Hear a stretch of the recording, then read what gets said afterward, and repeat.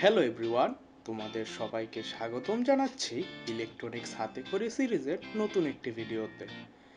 আচ্ছা, আমরা অনেক সময় তো শুনে থাকি যে এই প্রসেসরে এত বিলিয়ন ট্রানজিস্টর, ওই প্রসেসরে এত বিলিয়ন ট্রানজিস্টর, কিন্তু আমরা কিন্তু অনেকেই জানি না যে ট্রানজিস্টর জিনিসটা আসলে কি। তাই আমরা আজকের এই ভিডিওতে ট্রানজিস্টর নিয়ে জানবো। তো চলো শুরু করা যাক।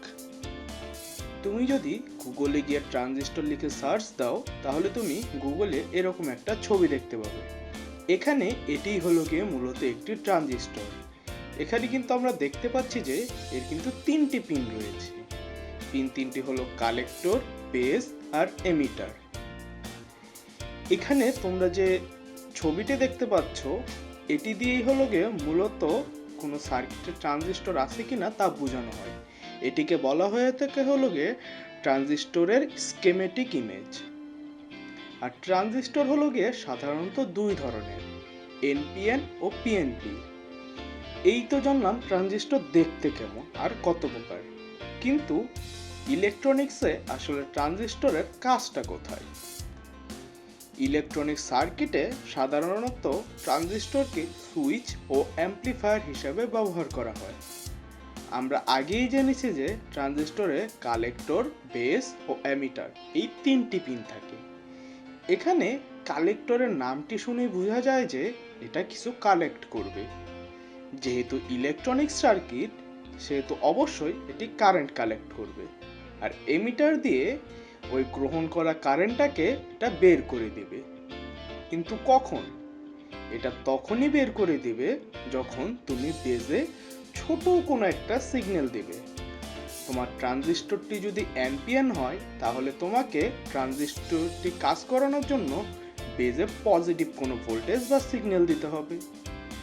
আর তোমার ট্রানজিস্টরটি যদি পিএনপি হয়ে থাকে, সেক্ষেত্রে ট্রানজিস্টর দিয়ে কাজ করার জন্য তোমাকে অবশ্যই বেজের মধ্যে 0 ভোল্ট বা গ্রাউন্ডের সাথে কানেক্ট করতে হবে। এর মাধ্যমে কিন্তু তুমি ছোট কোনো সিগন্যাল ব্যবহার করে বড় কোনো ডিভাইস চালাতে পারবে। অর্থাৎ তুমি ট্রানজিস্টর দিয়ে অ্যাম্প্লিফিকেশন ও সুইচিং উভয়ই করতে পারছো। চলো টিঙ্কারক্যাডে একটা সিমুলেশনের মাধ্যমে আমরা ট্রানজিস্টর নিয়ে আরো ভালোভাবে জেনে নিই। এখানে আমরা একটা এনপিএন ট্রানজিস্টর ও একটি এলইডি দিয়ে একটি সার্কিট তৈরি করে নিয়েছি, যেখানে আমি চাচ্ছি যে এই 1.5 ভোল্টের ব্যাটারি থেকে একটি সিগন্যাল নিয়ে তা দিয়ে একটি 3 ভোল্টের এলইডিটিকে জ্বালাতে। সেক্ষেত্রে আমাকে কিন্তু এই 1.5 ভোল্টের এই সিগন্যালটিকে অ্যাম্প্লিফাই করে 3 ভোল্টে কনভার্ট করে নিতে হবে।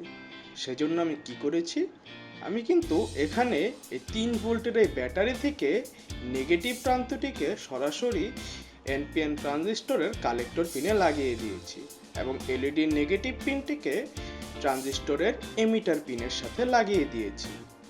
এবং এখান থেকে 1.5 ভোল্ট ব্যাটারির যে পজিটিভ পিনটি রয়েছে সেটিকে আমরা সিগন্যাল হিসেবে ব্যবহার করি। যেহেতু এটি একটি এনপিএন ট্রানজিস্টর, সেহেতু আমরা এই ব্যাটারির পজিটিভ পিনটিকে সরাসরি বেজের সাথে কানেক্ট করে দিয়েছি।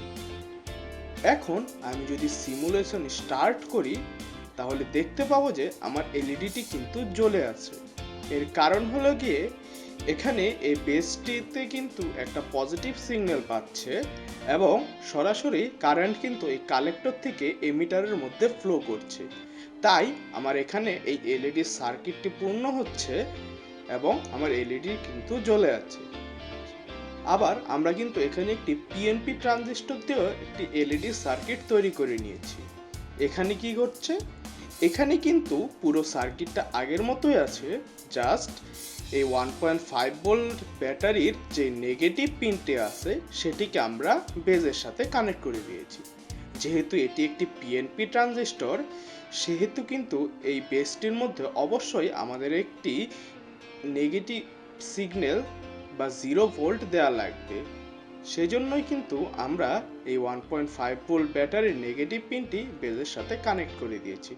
এখন আমরা যদি সিমুলেশন স্টার্ট করি, তাহলে দেখতে পাবো যে আমার এই এলইডিটি কিন্তু জ্বলে গেছে।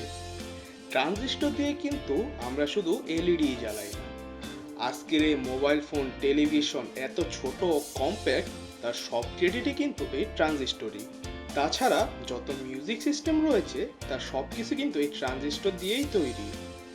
আশা করি যে তোমরা ট্রানজিস্টর কি এবং তা কেন ব্যবহার করা হয় তা বুঝতে পেরেছো। তো এই ছিল আমাদের আজকের এই ভিডিও। এরকম আরো দরকারি কন্টেন্ট পেতে টেকটোপিয়ার সাথেই থাকো।